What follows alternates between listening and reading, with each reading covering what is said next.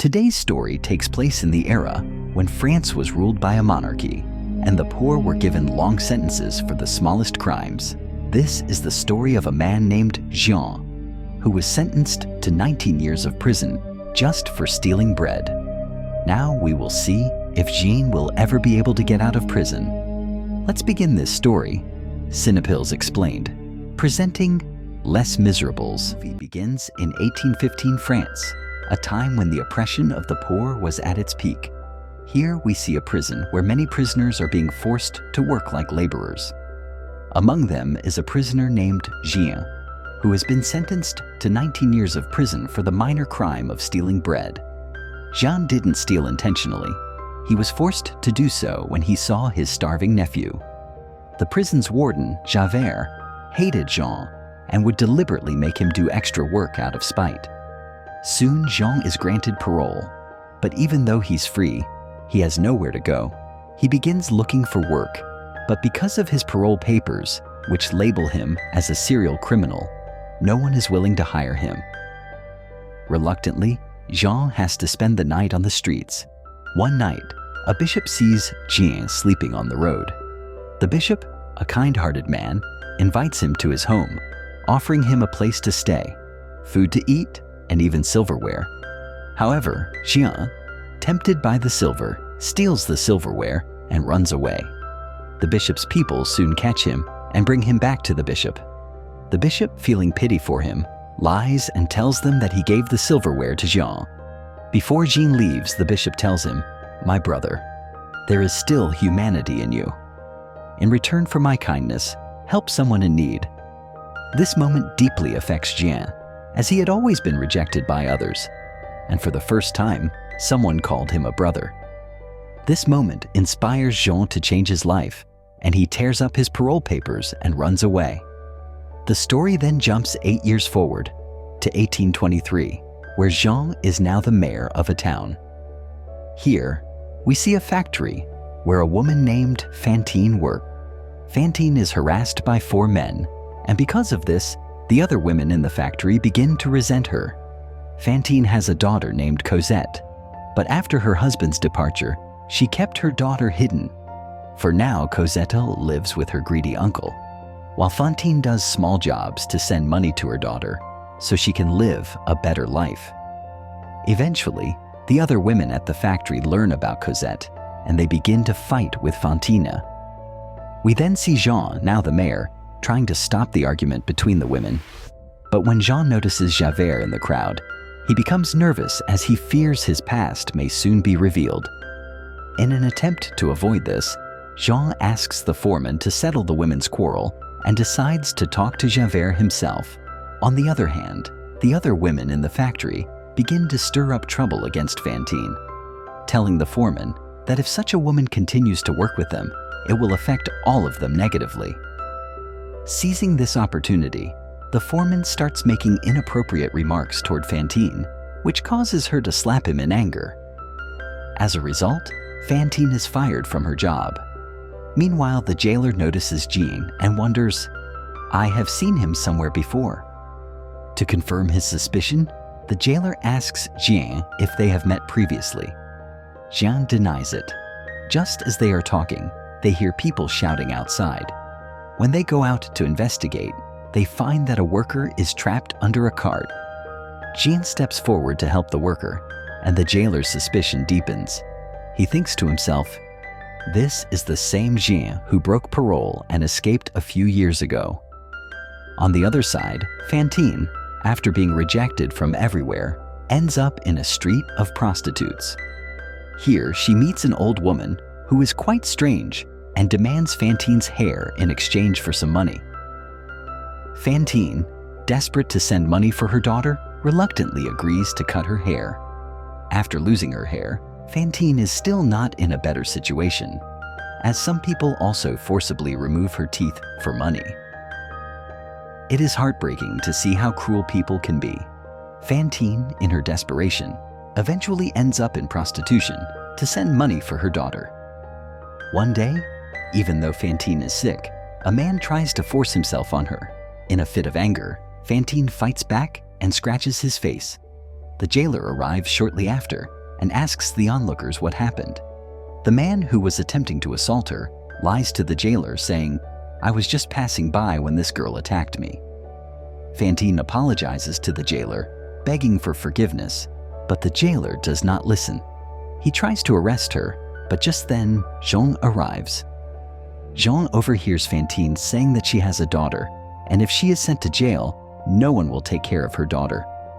Jean pleads with the jailer to let Fantine go and asks Fantine about the reason behind her current condition.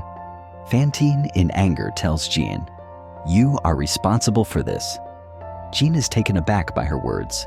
Fantine explains further, "Even with you around, your foreman kicked me out of the factory, and you did nothing. I was left with no choice but to sell my dignity." Hearing this, Jean is deeply saddened and guilty. He feels responsible for what happened to Fantine, and he decides to help her. Without thinking twice, Jean picks up Fantine in his arms and takes her to the hospital. Shortly afterward, the jailer apologizes to Jean and tells him, "I'm sorry, sir. I thought you were the escaped prisoner, but the man who caused the trouble has been caught." Upon hearing this, Jean tries to explain to the jailer, "This isn't your fault. You were just doing your duty." However, Jean is deeply troubled inside, knowing that the innocent person is suffering because of his mistakes. Jean is so disturbed by this that he decides to confess the truth in court.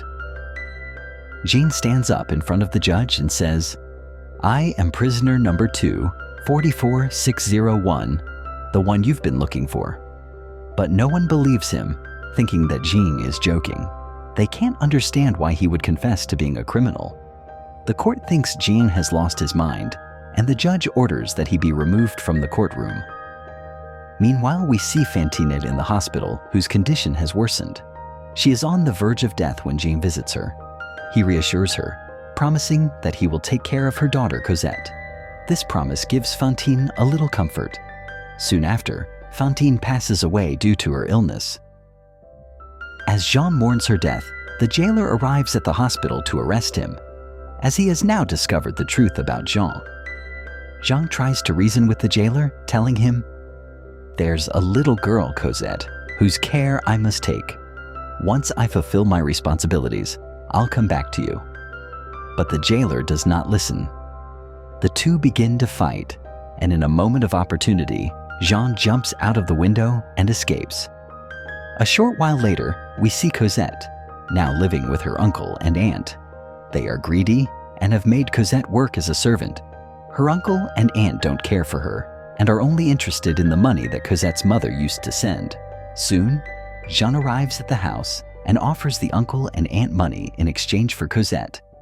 Jean takes Cosette with him, and we fast forward to Paris in 1832. In 1832, the people of Paris are gathered in large numbers, praying for the health of their hero, General Lamarck. Amidst this crowd, several revolutionaries are protesting against the monarchy. Among them is a revolutionary named Marius, who passionately calls for the people to fight for their rights. Here, we also see Cosette, who has grown up and is now living with Jean. Marius falls in love with Cosette at first sight, but he has no way of finding her. He searches for her, but cannot locate her. At the same time, Cosette's uncle and aunt, now living in Paris, continue to be driven by greed. Upon seeing Jean, they capture him deceitfully and demand more money in exchange for Cosette. Before the situation escalates, the jailer arrives with his men, causing Jean and Cosette to flee. Taking advantage of the situation, Cosette's uncle tells the jailer that a man has kidnapped their child, and the jailer promises that he will catch Jean. Marius is so deeply in love with Cosette that he asks his friend Eponine to find her. Eponine is none other than Cosette's cousin. Meanwhile, we see Marius with his revolutionary friends telling them about the incident. His friends remind him that they have bigger goals to focus on and don't have time for such matters. Just then, a boy arrives, informing the revolutionaries that General Lamarck has died. The news sparks outrage among the revolutionaries, but in the midst of the chaos, Eponine signals to Marius that she has found Cosette. Without wasting a moment, Marius rushes to meet Cosette with Eponine. On the other hand, we see Cosette, who has now completely fallen in love with Marius. But Jean comes and explains to her that they don't have time for all of this right now. Soon Marius arrives with Eponine to meet Cosette, where he confesses his love to her. Meanwhile, Eponine, standing at a distance, is deeply saddened because she has liked Marius ever since she met him. But Marius has never looked at her in that way.